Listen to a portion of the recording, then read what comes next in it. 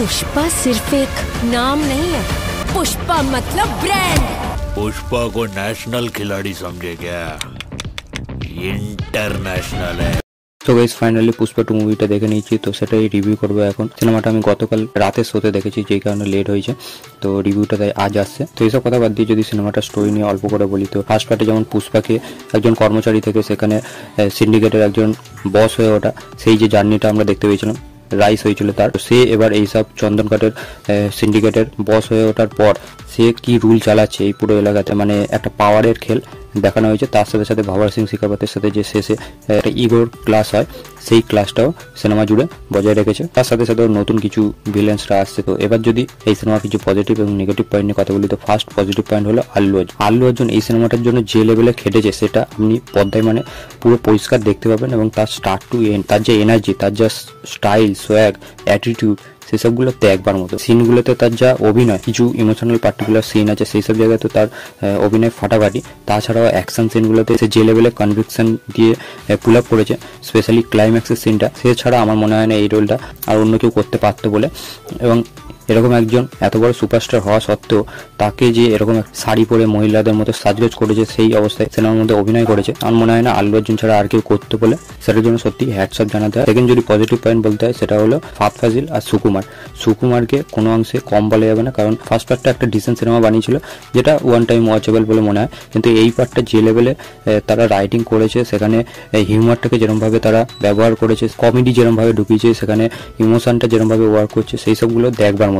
এই স্কেলটাকে যেরকমভাবে এনেছে, সিনেমাটার যে বাজেট এত বেশি কেন, সেটা আপনারা প্রতিটা ফ্রেমে, প্রতিটা সিনে আপনারা দেখতে পাবেন। এখানে সুকুমার এবং সুকুমারের রাইটিং টিমকেও কোনো অংশে কম বলা যাবে না। আর এই সিনেমার মেন পিলার, এবং সে প্রত্যেক সিনকে যেরকমভাবে স্ট্রেচ করেছে এবং আল্লু অর্জুনকে যেরকমভাবে প্রেজেন্ট করেছে, এবং বাদ বাকি সাইড কাস্টে যারা অভিনয় করেছে প্রত্যেকে ফাটাফাটি। এছাড়া ফাহাদ ফাজিলকেও যতটুকু স্পেস দেওয়া হয়েছে, সে তো একজন ফেনোমেনাল অ্যাক্টার, যেটা আমি ট্রেলার রিভিউ সময় বলছিলাম। তাকে অল্প সিন দিলেও সে খেয়ে নেবে।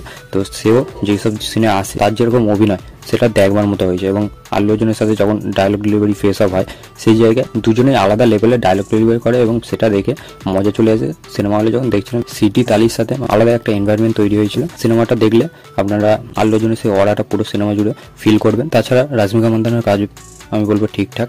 এছাড়াও বাকি সাইড কাস্টে যারা আছে, সে রাও রমেশ থেকে শুরু করে আরও যারা জাগবতী বাবুকে এখানে ইন্ট্রোডিউস করানো হয়েছে, আরও যারা আছে তাদেরকেও ঠিকঠাকই ইউজ করেছে। এছাড়া সিনেমার মধ্যে বিজিএম এর কাজও ঠিকঠাক লাগছে। কোন পার্টের বিজিএম কে দিয়েছে, কার দেওয়া, সেসবগুলো তো বুঝতে পারিনি, কিন্তু বিজিএম এর কাজ ঠিকঠাক লেগেছে।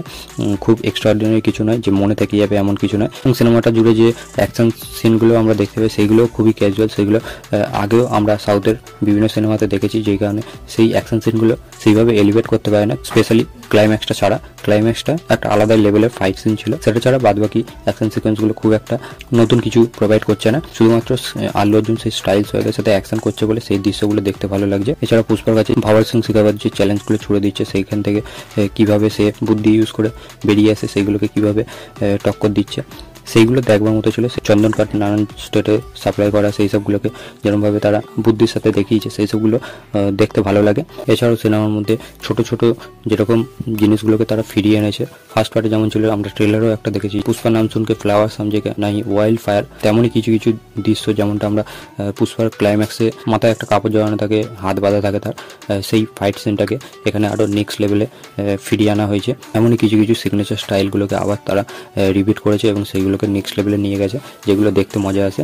কারণ ফার্স্ট পার্টে সেই সিগনেচারটাকে আবার যদি সে রিইউজ করে, সেটাকে আরও লেভেল বাড়িয়ে দেখানো হয়, সেটা আরও মজা আসে। যেমনটা আমরা কেজিএফ বা বাহুবলীর ক্ষেত্রেও দেখেছি। এই সিনেমাটা আমি বলবো পার্ট 1-এর তুলনায় আরও বেশি তারা এফোর্ট দিয়ে করেছে, এবং সেইগুলো স্ক্রিনে দেখতে ভালো লাগছে, এবং ওভারঅল সিনেমাটাও ভালো হয়েছে। এছাড়া সব থেকে যেটা আমার বেশি ভালো লেগেছে, এখানে হিউমার খুবই ভালোভাবে তারা স্ক্রিন প্লের মধ্যে অ্যাটাচ করেছে। কিছু সিরিয়াস সিনের মধ্যেও কিছু সিরিয়াস কথাবার্তা হচ্ছে, তার মাঝেও যেরকমভাবে হিউমারের ইউজ, সেখানে কমেডিগুলোকে যেরকমভাবে অ্যাটাচ করেছে, সেসবগুলো দেখবার মধ্যে চলে, সেখানে সত্যি মজা আসে। এছাড়া ফার্স্ট হাফটা পুরোপুরি হিউমারের ওপর ডাইরেক্টর খেলেছে। আমরা ফার্স্ট হাফের শুরুতে শুধুমাত্র আল্লু অর্জুনের এন্ট্রিতে যা অ্যাকশন সিকোয়েন্স দেখতে পাই, তাছাড়া পুরো ফার্স্ট হাফে কোনো রকম আমরা সিঙ্গেল অ্যাকশন সিন দেখতে পাই না। তা সত্ত্বেও ফার্স্ট হাফটা কোনো রকম ল্যাক করে না, এঙ্গেজিং লাগে। যারা বেশি অ্যাকশন এক্সপেক্ট করে সিনেমাটা দেখতে হবে, তারা কিছুটা হতাশ হতে পারে ফার্স্ট হাফটা নিয়ে।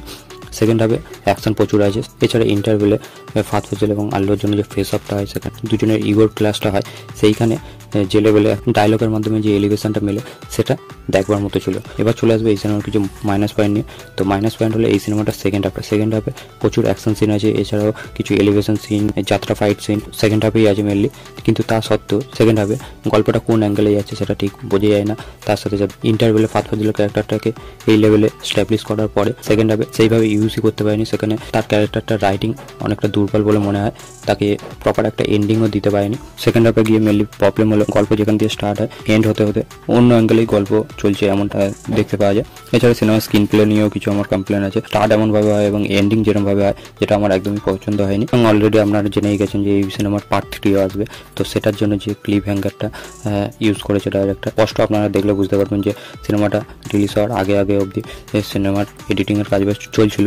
তো সেই কারণে আলাদাভাবে তারা পোস্ট ক্রেডিট সিন ডিজাইন করতে পারেনি এবং সেই ক্লিপ হ্যাঙ্গারটাও খুব একটা এক্সাইটিং নয়, যেটা দেখে পার্ট 3 জন্য অপেক্ষা করবে। এবং সেকেন্ড হাফে গিয়ে সিনেমাটা কিছু ল্যাগ করে, কিছু সিনকে এডিট করে ছোট করাই যেতে পারতো এমনটা মনে হয়। তো এইসব ছোটোখাটো কিছু প্রবলেম সেকেন্ড হাফে আমরা মূলত দেখতে পাই। এছাড়া যদি ওভারঅল সিনেমাটা নিয়ে বলতে হয় তো আমি বলবো সিনেমাটা অবশ্যই থিয়েটার এক্সপিরিয়েন্স করার মতো। আপনারা অবশ্যই সিনেমাটা হলে গিয়ে দেখুন এবং আলাদাই মস্তি পাবেন, আলাদাই এনভায়রনমেন্ট তৈরি হচ্ছে হলের মধ্যে, যে লেভেলে সেলিব্রেটেড হচ্ছে এই সিনেমাটা। আল্লু অর্জুনের যে এফার্ট সেটা পুরো সিনেমাটা জুড়ে বোঝা যায় এবং গানগুলো যখন এই বড় স্ক্রিনে বড় সাউন্ড সেটআপের সাথে শুনবে তখন ভালো লাগবে। তো আমার ওভারঅল এই সিনেমাটা ভালোই লেগেছে। তো আমি বলবো আপনারাও অবশ্যই এই সিনেমাটা হলেই এক্সপিরিয়েন্স করুন। যদি আমার এই ভিডিওটা ভালো লেগে থাকে তো লাইক করবেন, শেয়ার করবেন, চ্যানেলে নতুন চ্যানেলটিকে সাবস্ক্রাইব করে দিয়ে যাবেন। ঠিক না, বাই।